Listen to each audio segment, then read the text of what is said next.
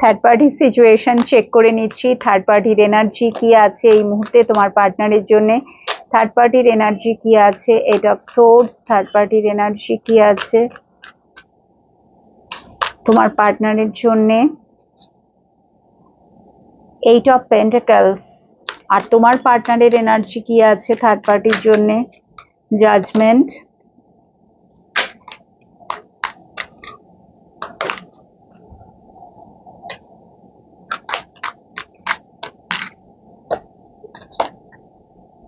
Justice.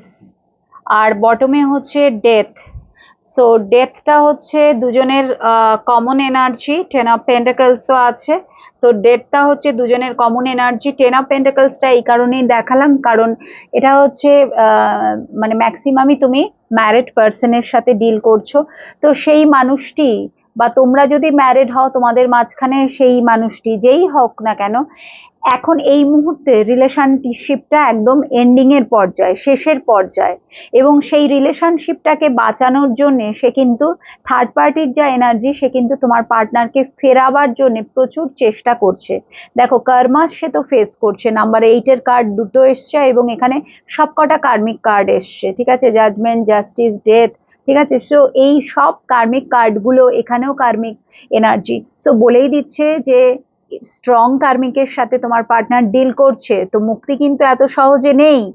এই মানুষটি কিন্তু তোমার পার্টনারকে ছাড়বে না, সে তার একদম লাস্ট ব্রেথ পর্যন্ত চেষ্টা করে যাবে তোমার পার্টনারকে তার জীবনে ফিরিয়ে আনার জন্য। সব দেখছো তো, 8 অফ পেন্টাকলস এর এনার্জি মানেই হচ্ছে যদি সব শেষই হয়ে গেছে, সম্পূর্ণ সবকিছু over, the game is over, ঠিক আছে, তোমার পার্টনারের দিক থেকে কিছু নেই এবং সত্যিই কিছু নেই। জাজমেন্ট এবং জাস্টিস বলেই দিচ্ছে তোমার পার্টনারের তরফ থেকে কিছু নেই। সে শুধু এখন মুক্তির আশায়, মুক্তির দিন গুনছে।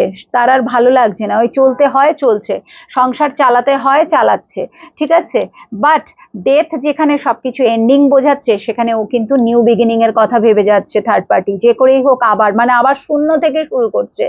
প্রচুর কিন্তু চেষ্টা করছে, টাকা পয়সা এনার্জি সবকিছু দিয়ে চেষ্টা করছে, বাট বারবার বিফলে যাচ্ছে। এটাই মানে থার্ড পার্টির এনার্জি যেটা আমি দেখতে পাচ্ছি। আর তোমার পার্টনারের এনার্জি তো থার্ড পার্টির জন্য বলেই দিলাম যে সে জাস্টিস চায় এবং সে তার যে কর্মফল সেটাই তো সে ভোগ করছে। জাস্টিস আর জাজমেন্ট এসছে মানেই স্ট্রং কার্মিকের সাথে ডিল করছে এবং সে তার কর্মফলই ভোগ করছে। এত সহজে মুক্তি নেই, বাট সে কিন্তু লিটারেলি প্রেয়ার করছে যে আমাকে মুক্তি দাও, আমি আর পারছি না। তো এটাই হচ্ছে একে অপরের প্রতি তাদের এনার্জি।